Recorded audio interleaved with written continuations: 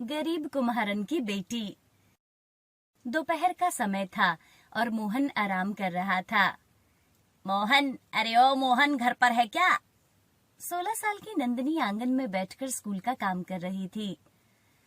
काका, पिताजी आराम कर रहे हैं, उनकी तबीयत आजकल ठीक नहीं रहती। आप रुकिए, मैं अभी उनको बुलाकर लाती हूँ।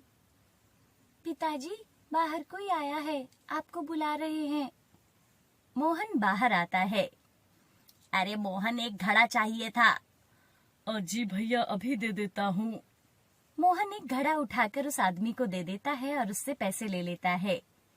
ये है रामपुर गांव, जहां मोहन नाम का एक गरीब कुम्हार अपनी पत्नी गायत्री और बेटी नंदिनी के साथ रहता था।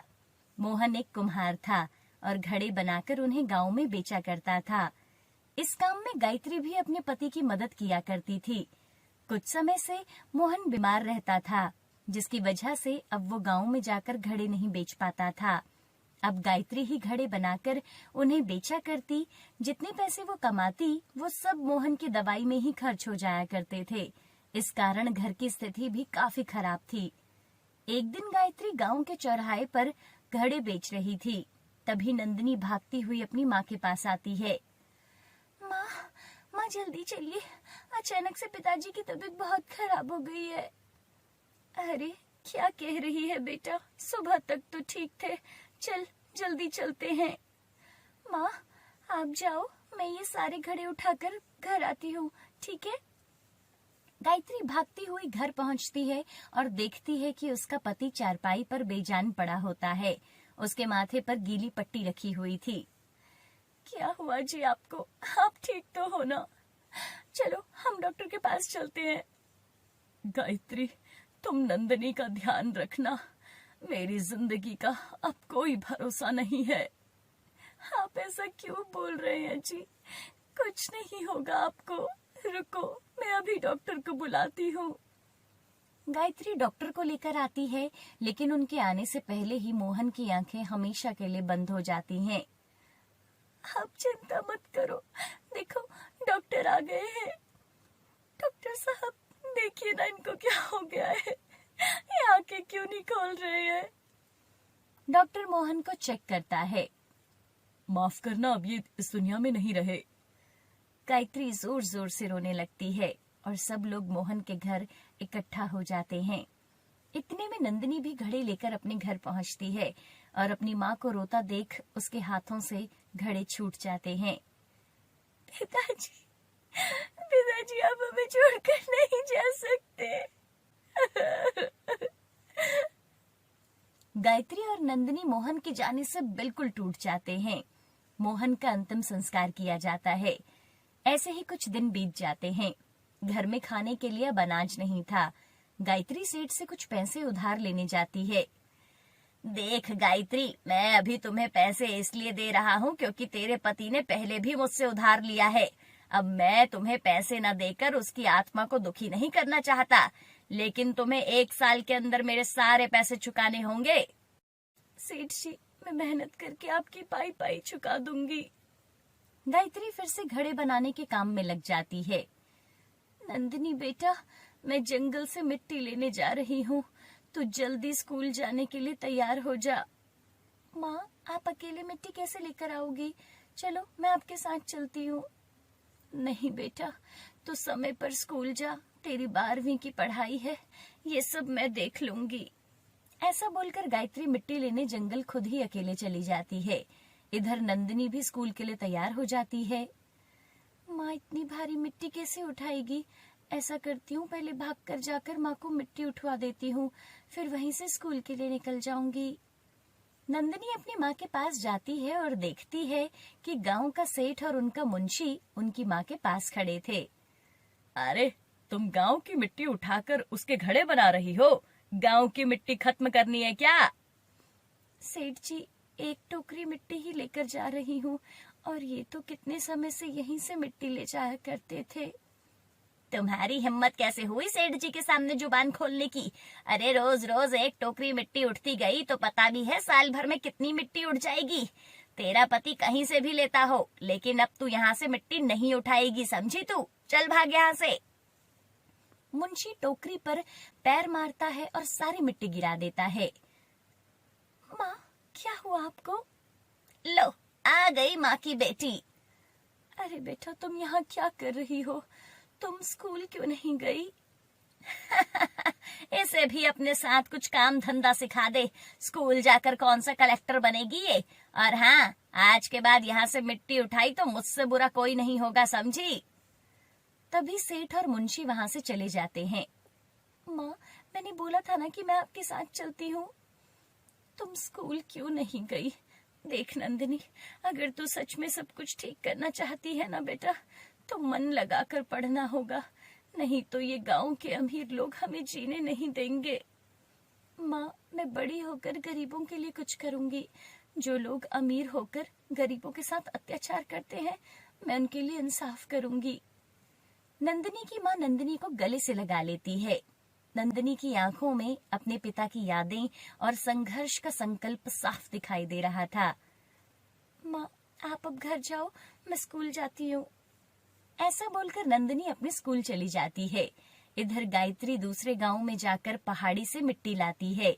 दोपहर तक पहाड़ी से मिट्टी लाते लाते गायत्री की कमर झुक गई थी। घर आकर गायत्री मिट्टी से घड़े बनाने की प्रक्रिया को शुरू करती है। नंदिनी स्कूल से आकर अपनी माँ के साथ घड़े बनाने में मदद करती थी। नंदिनी सुबह सुबह अपनी माँ के साथ दूसरे गांव की पहाड़ी से मिट्टी लाती और फिर स्कूल जाती थी, और स्कूल से आकर वो फिर से अपनी माँ के साथ घड़े और बाकी मिट्टी के बर्तन बनवाती थी। एक रात, बेटा थोड़ा आराम कर ले, रात के 12 बज चुके हैं, सुबह तुम्हें स्कूल भी तो जाना है। बस माँ, थोड़ी देर और, आज ये सारे बर्तन बनाकर ही सोऊंगी। आप सो जाओ माँ, मेरी चिंता मत करो। नहीं बेटा, ऐसे तू बीमार हो जाएगी। नहीं माँ, मुझे कुछ नहीं होगा। वैसे भी मैं तो मेहनत कर रही हूँ ना, और मेहनत करने से कोई बीमार नहीं होता। गायत्री अपनी बेटी को गर्व से देखती है। नंदिनी का हौसला देखकर उसकी आंखें नम हो जाती हैं। कुछ देर के बाद नंदिनी सारे बर्तन बना देती है और फिर सो जाती है। ऐसे ही समय बीत रहा था। नंदिनी 12वीं की परीक्षा अच्छे नंबरों से पास कर लेती है। अभी कॉलेज जाने में उसे कुछ समय था, इसलिए वो अपनी माँ की मदद करती थी। एक दिन गायत्री और नंदिनी एक चौराहे पर घड़े बेच रही थी। तभी इतने में गांव का साहूकार सुखीराम सेठ के वहां से गुजर रहा था। गायत्री को देखकर वो वहां आता है और उसके साथ कुछ गुंडे भी। अरे, कर्ज की किश्त का क्या हुआ? अभी तक पैसे नहीं दिए? सेठ जी, बस 1 महीने का और समय दे दीजिए। घड़े बेचकर जैसे ही पैसे आएंगे, मैं आपके सारे पैसे चुका दूंगी। अरे बस बस बस, बहुत हो गया तेरा नाटक, तुझे तो मैं बताता हूँ। सेठ अपने गुंडों को इशारा करता है। गुंडे उनके घड़े उठाने लगते हैं और उनको जमीन पर फेंकने लगते हैं। ये आप क्या कर रहे हो? छोड़ो हमारे घड़ों को। सेठ का आदमी गायत्री को धक्का देता है और गायत्री जमीन पर गिर जाती है।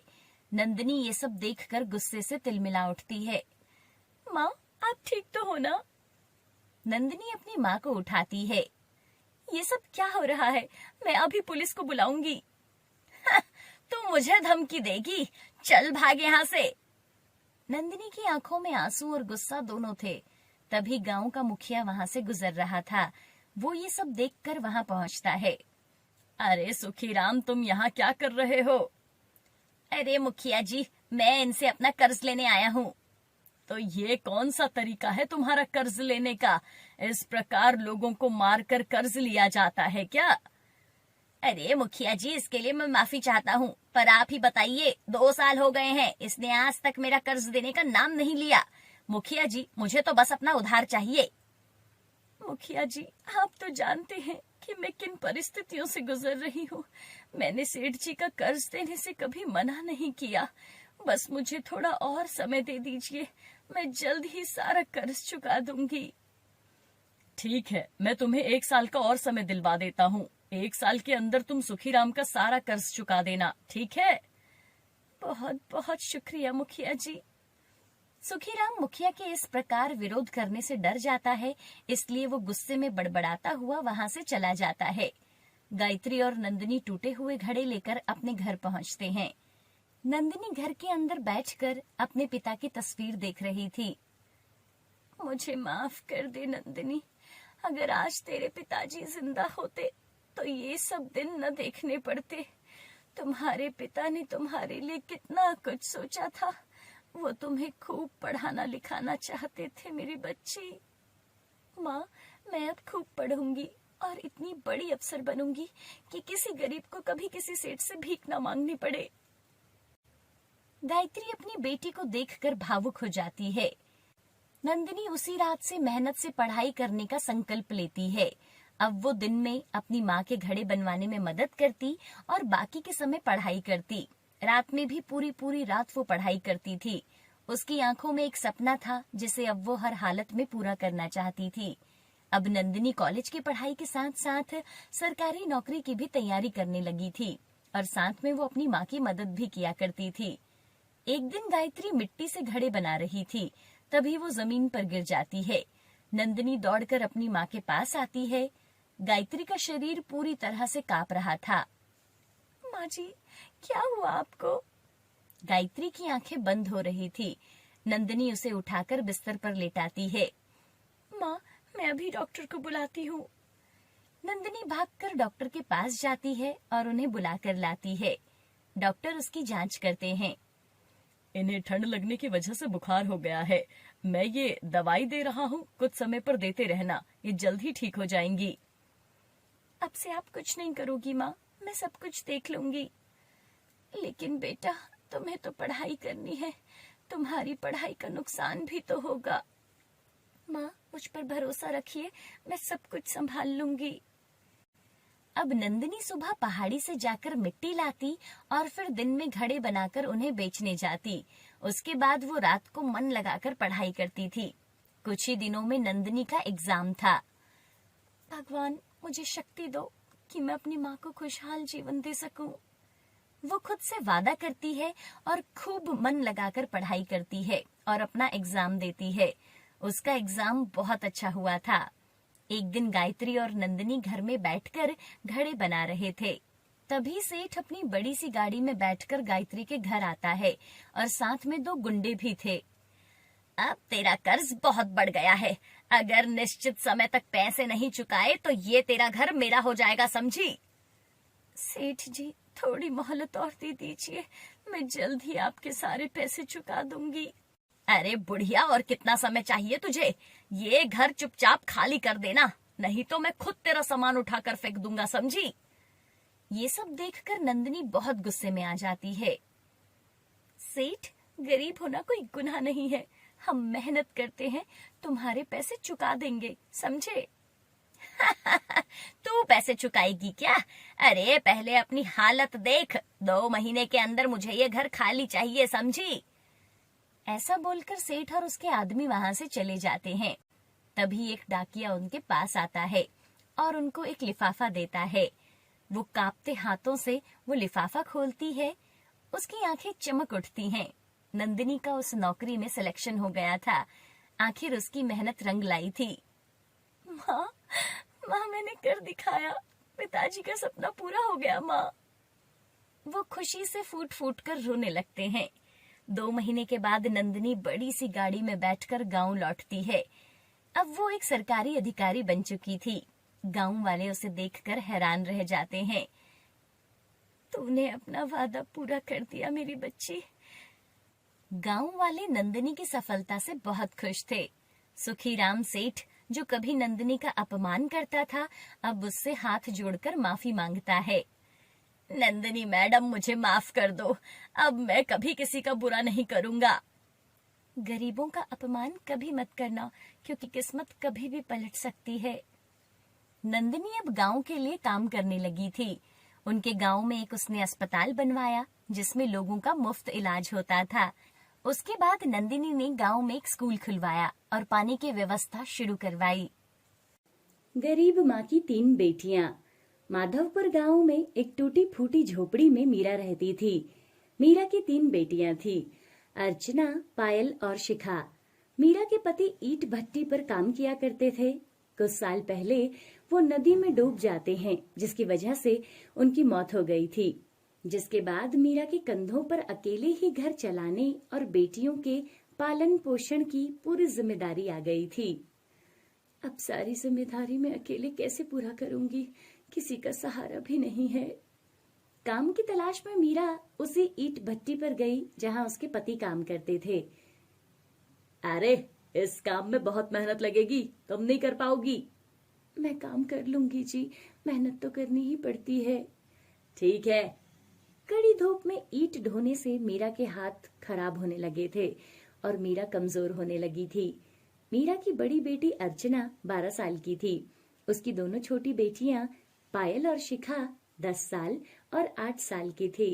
पिता की मौत के बाद तीनों बहनों ने पढ़ाई छोड़ दी थी। बेटा, मैं चाहती हूँ कि तुम तीनों बहनें पढ़ लिख कर अफसर बनो।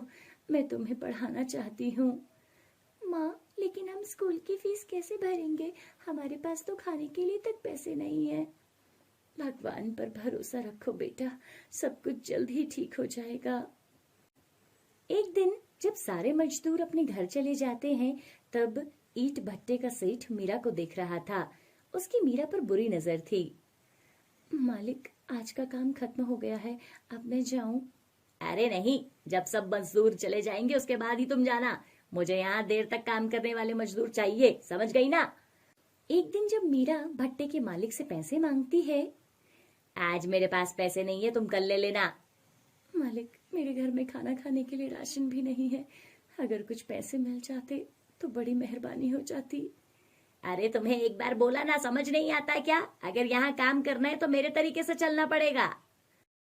एक दिन शांति की तबीयत ठीक नहीं थी, लेकिन आज काम पर ना जाने का मतलब आज भी घर में चूल्हा नहीं जलेगा।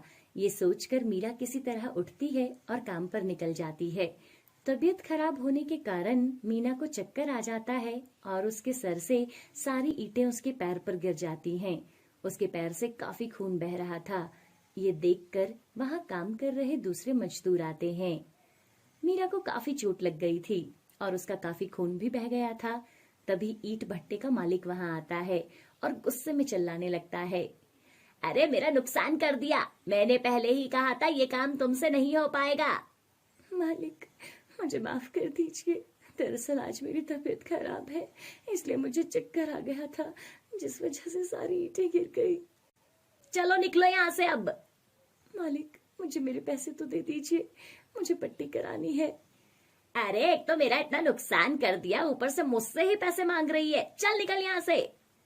मीरा घायल हालत में वहां से निकल जाती है।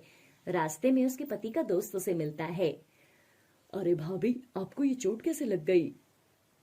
भैया, ईंट उठाते वक्त मुझे चक्कर आ गया था और मेरी ईंटें मेरे पैर पर गिर गई और मालिक ने मुझे गुस्से से काम से भी निकाल दिया। भाभी, आपके पैरों से तो खूब खून निकल रहा है। आप पहले अस्पताल चलो, आपका इलाज करवा दूंगा। नहीं भैया, मेरे पास इलाज के लिए पैसे नहीं है, ये अपने आप ठीक हो जाएगी। अरे नहीं, अपने आप कैसे ठीक हो जाएगी भाभी? आप मेरे साथ चलो, पैसे की फिक्र आप मत करो। अशोक मीरा को एक सरकारी अस्पताल में ले जाता है। वहां पर वो मीरा के पैर का इलाज करवाता है और दवाइयां दिलाकर उसे घर पहुंचा देता है। तभी मीरा की तीनों बेटियां उसके पास आती हैं और मीरा के पैरों में बंधी पट्टी देखकर वो घबरा जाती हैं। माँ, ये चोट आपको कैसे लग गई? आप ठीक तो हो ना?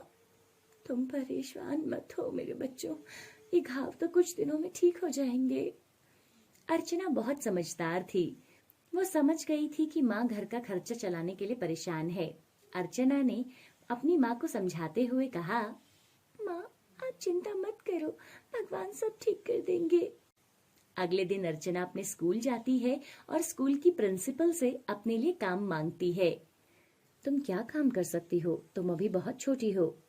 मैडम, मैं यहाँ साफ सफाई का काम कर लूंगी, आप मुझे काम पर रख लीजिए। और अर्चना प्रिंसिपल से मिन्नत करने लगी। प्रिंसिपल ने उसे स्कूल में साफ सफाई के लिए काम के लिए रख दिया। अब अर्चना रोज स्कूल में जाती और वहां साफ सफाई का काम करती थी।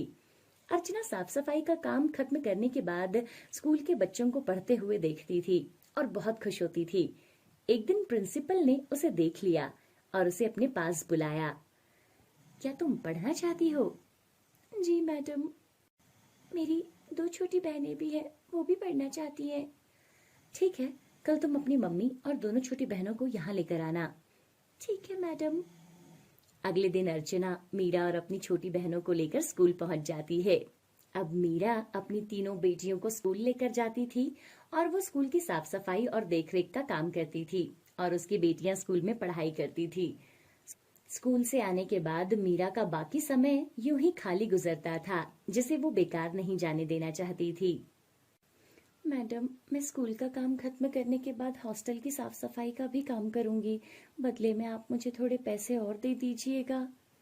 तुम हॉस्टल का काम तो कर सकती हो, लेकिन इसके बदले तुम्हें पैसे नहीं मिलेंगे। फिर क्या होगा मैम? तुम्हारी बेटियां पढ़ाई में बहुत तेज और होनहार हैं। तुम्हारे काम के बदले मैं उन्हें अलग से ट्यूशन पढ़ाऊंगी, जिससे तुम्हारी बेटियां पढ़ लिख कर अफसर बन जाएंगी और उनकी स्कूल फीस भी फ्री हो जाएगी। प्रिंसिपल की बात सुनकर मीरा बहुत खुश होती है। धन्यवाद मैडम जी।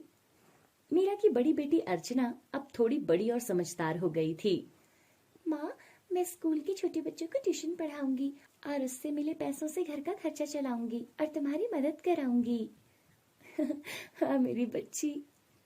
धीरे धीरे मीरा की दोनों बेटियां शिखा और पायल भी बड़ी और समझदार हो गई थी। वो अर्चना की तरह स्कूल के छोटे बच्चों को ट्यूशन पढ़ाती और खुद भी पढ़ाई करती थी। कुछ सालों के बाद मीरा की तीनों बेटियों ने अच्छे नंबरों से पास करके स्कूल की पढ़ाई खत्म की और कॉलेज में एडमिशन ले लिया।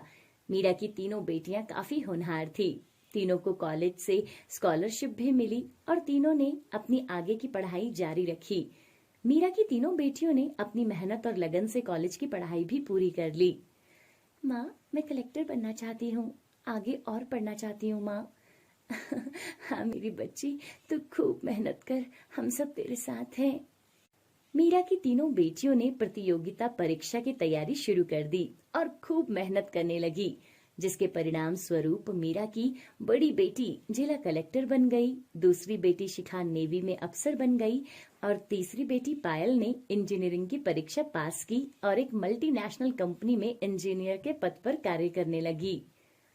हमें आशीर्वाद दो माँ, तुम्हारी मेहनत के कारण ही आज हम सब सफल हो पाई हैं। हमारी कामयाबी का सारा श्रेय तुम ही हो माँ। और अब तो हम सभी बड़े से बंगले में रहेंगे, दीदी को सरकारी बंगला जो मिला है। और सब हंसने लगती हैं। मीरा के पास अब काम करने के लिए नौकर चाकर, माली, ड्राइवर सब लोग थे। अब सुखी से मीरा का जीवन कट रहा था। मैं कितनी खुशनसीब हूँ कि मुझे तुम तीनों बेटियां मिली हो। नहीं माँ, हम तीनों बहुत खुशनसीब हैं कि हमारी माँ तुम हो।